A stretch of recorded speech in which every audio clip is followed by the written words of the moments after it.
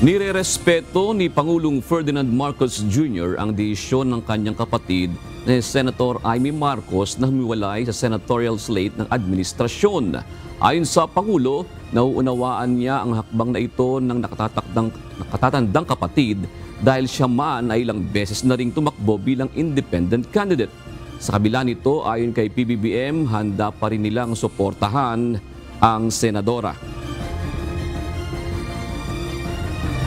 I suppose it gives her a little bit more scope and freedom to make her own schedule and to campaign in the way that she would like to do. But, you know, the Alianza is still behind her. We are still continuing to support her. And if down the road she chooses to join us in our campaign sorties, she is of course very welcome. Magandang araw mga kaibigan. Ayan po, nagsalita na po ang Pangulong Marcos tungkol sa pagkalas ni Senator Amy sa line-up ng administration sa Senator for 2025. Maalala ko nung proclamation rally, so nag-iisa si Senator Amy sa hindi dumalo. Binanggit ng Pangulo na si Senator Amy nanguna na, nangampanya, parang pabiro. Tingin ko, hindi niya nabantayan na meron na palang pinaplano ng kanyang ate.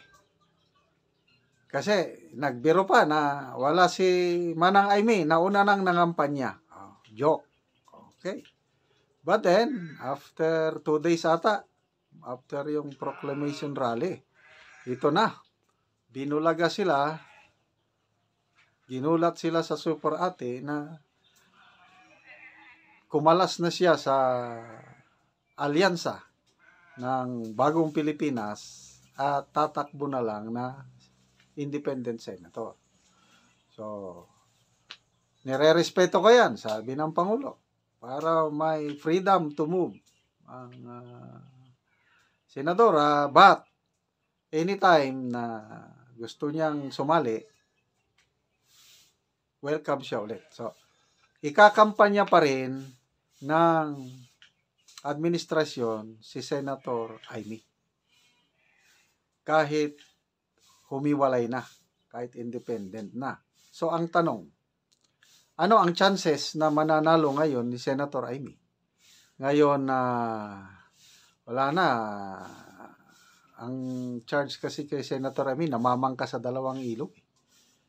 Kasi, nandyan siya sa kapatid niya, at the same time, kumakampi rin siya sa mga Duterte. Alam naman natin na hiwalay na, divorced na ang Duterte at Marcos. Siya pa rin gusto niyang maging tulay ng Marcos at Duterte. Wala na yun. After all, hindi sana nangyari yung unity kung hindi si Senator Amy, di ba? Siya yung dahilan bakit pumayag si then Mayor Inday Sara na maging running mate ni BBM. Kasi ang talagang kaibigan ni Mayor Inday Sara itong si Senator Amy. Since 2012, magkakilala na sila, kaibigan na. At may malala ko yung ginanggit ni Senator Amy sa press conference niya kahapon. Tinanong daw siya ni Vice President Sara na ngayon, kasama ka na dyan sa line-up, babanatan mo ba ko or i-criticize ba? Kasi palaban na si BP Sara. Criticize na siya ng administrasyon, lalo ng mga kongresista. So, para bang tinanong ni BP Sara na i-criticize mo ba ko? Sabi naman ni Senator, hindi kita i-criticize. Kaya lang, sabi ni Senator Amy, ang inaayawan ko kung nasa entablado na kami, kampanya, may magsasalita na kandidato ng administrasyon at babanatan nila si BP Sara, baka daw hindi niya mapigil ang sarili at sasagutin niya yun, iniiwasan niya. Yun ang sabi niya na kaya malis na lang ako para hindi na mangyari yun dahil ayaw niya na naiipit yung kapatid niya at pati na rin si VP Sara. Anyway, so ang tanong ngayon is yung winnability ni Senator Amy. Dahil ano na siya naiipit siya sa dalawang bato. Okay, basahin ko lang itong mga comments. Yung latest vlog ko kanina tungkol sa inamin kasi ni Senator Amy na malaking hamon yung pagiging independent niya. First time daw niyang gawin ito. So, sakripisyo sabi niya. Comments ni Herns Hasid. No to Marcos in politics. Manggagamit walang utang na loob. Si Christina Adalin. Manggagamit doble kara.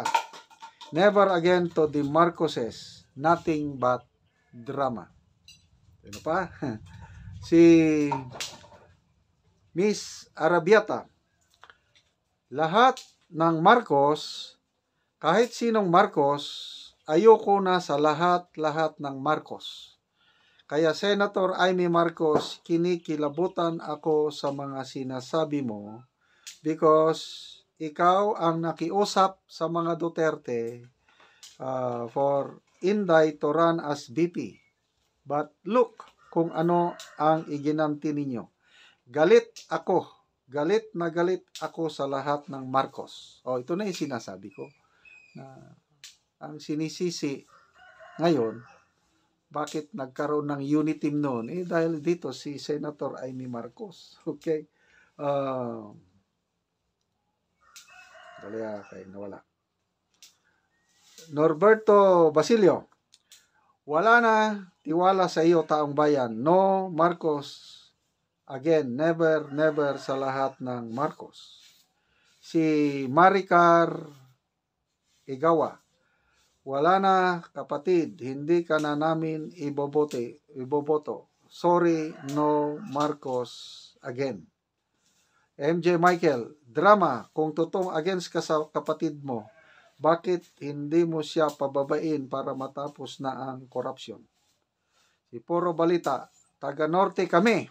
Pero no to Marcos na. Never. Nako. Ito na. Dumadami na akong mga Ilocano. Mga comments na ganito na nakababain ka. Mga ganun. Marcos. Kahit Ilocano kami, ayaw na namin sa inyo. So, taga Norte ito. Si Purita Bayan. Maricar. Churya. Huwag na iboto, kahit boses lang, nakakasuka na. I-script nila yan para makakuha boto sa iba. So, ito. Yung parang drama lang daw ito. Yung umalis siya sa lineup para lang paawa effect. Something like that. But then, sa mga comments na nababasa ko, parang lalong nagbubumirang kay Senator Amy Marcos itong ginawa niyang ito kasi parang namamangka sa dalawang ilog. Okay? So anyway, balik tayo sa lineup ng Marcos administration. Na-vlog ko na kanina, i-review ko na lang. Si ex-Senator Drilon, tinawag niya ang lineup ng Marcos administration na hoodspud. I'm sorry. First time ko ma-come across yung word na yun. Hoodspuds. Nang meaning is confuse, mixture. Pinaghalo-halo na wala namang katuturan yung paghalo-halo. Basta lang yung winnability lang ang habol ng bawat partido. Kaya nakipag-alyansa. Kaya lang sa totoong plataforma, sabi ni ex-Senator Drilon, walang pagkakasunduan. Hanggang election lang yan, yung pagsasama, yung alyansa. After election, wala na. The same thing yung sinasabi ni Professor Ronald Llamas, winnability lang, nakikisakay lang sa panahon. The same thing yung nangyari nung unity team. So, akala natin na maganda yung samahan, Marcos Duterte, bayan babangon muli. Ngayon, wala. Nabudol po tayo hanggang panalo lang pala ang habol ng, of course, yung Marcos ang lumapit eh. Mayor Inday Sara, ayaw naman niyang sanang tumakbo nung una, di ba? Mayor lang siya, okay na siya doon. Gusto siyang patakbuhin ni PRRD na presidente, ayaw niya. Nung lumapit, tong Marcos, nagmano, nagmakaawa. So, pumayag naman si Mayor Inday Sara on the platform of continuity. Umasa siya na kung manalo ang Marcos na presidente at siya yung vice president, umasa siya na ang nasimula ni PRRD itutuloy. Ano na ngayon? Yung continuity, wala na.